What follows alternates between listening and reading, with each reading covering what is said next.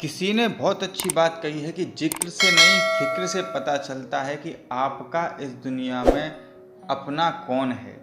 नमस्ते दोस्तों, मैं हूं आकाश शर्मा। एक छोटी सी कहानी। वाल्मीकि रामायण में नहीं, रामचरितमानस में नहीं, बल्कि दक्षिण भारत की जो राम कथाएं हैं उनमें इस बात का जिक्र किया गया है। इस कहानी के बारे में बताया गया है। इस बात का पता सबको है कि जब राम जी ने लंका पर विजय प्राप्त की तो इसमें बहुत बड़ा सहयोग लक्ष्मण जी का भी था।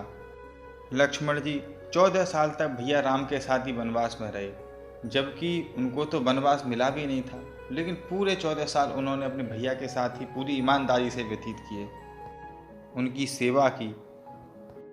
अयोध्या से जब राम जी और सीता माता वन के लिए जा रहे थे तब लक्ष्मण जी उनके चरणों में गिर गए थे कि प्रभु मुझे भी अपने साथ लेकर चलिए, मैं आपकी सेवा करना चाहता हूँ, मैं आप दोनों के साथ रहना चाहता हूँ। मैं नहीं चाहता कि आपको जंगल में कोई परेशानी आए, कोई वहाँ पर दिक्कत हो।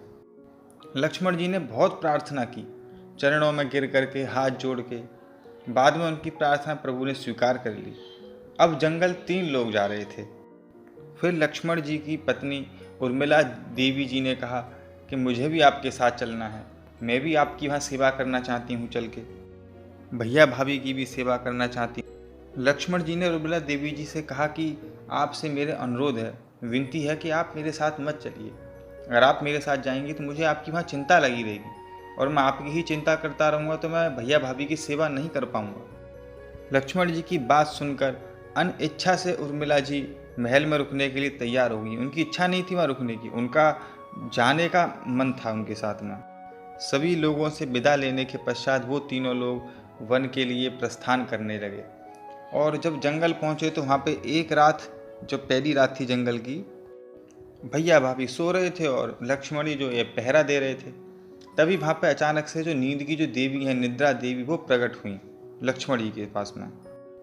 लक्ष्मण जी ने उनको हाथ जोड़ के बोला कि मुझे माफ़ कीजिए, 14 साल तक आप मुझसे दूर रहिए, मैं 14 साल तक नहीं सो सकता, मुझे अपने भैया भाभी की सेवा करनी है, उनका ध्यान रखना है।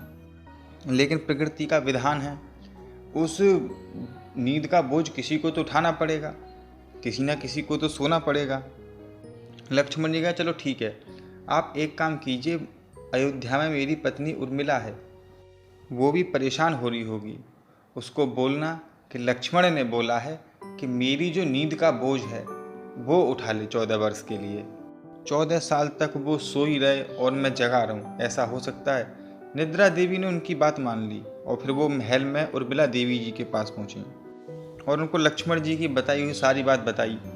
तो वो आसानी से मान गई, बोले ठीक है। तो 14 वर्ष तक लक्ष्मण जी दिन रात बिना सोए हुए माता सीता और राम जी की सेवा करते रहे, और उर्मिला अयोध्या में 14 वर्ष तक सोती रहीं।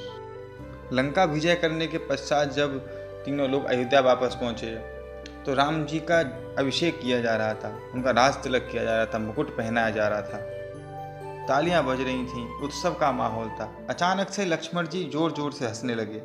जब लोगों ने उन्हें हंसते हुए देखा तो लोग सकपका गए। लोग सोचने लगे कि हमसे कोई गलती तो नहीं हो गई, ये ऐसे क्यों हंस रहे हैं।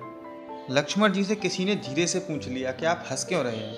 तो लक्ष्मण जी ने उसको बोला कि अब जो है निद्रा देवी से किया हुआ वादा निभाने का वक्त आ गया है। 14 साल तक मैं जागता रहा और उर्मिला सोती रही, उसने मेरी नींद का बोझ उठाया। अब उर्मिला के जगने का समय आया है और मुझे कुछ दिनों के लिए सोना होगा। और ये कहकर वो फिर से हंसने लगे। इतना स्नेह समर्पण था लक्ष्मण जी का अपने भाई के लिए। ये छोटी सी कथा हमें बहुत बड़ी सीख देती है कि ज़िंदगी में हमें अपनों का साथ होना बहुत ज़रूरी होता है। जो अपने होते हैं हमारे, वही हमारी असली ताकत होते हैं।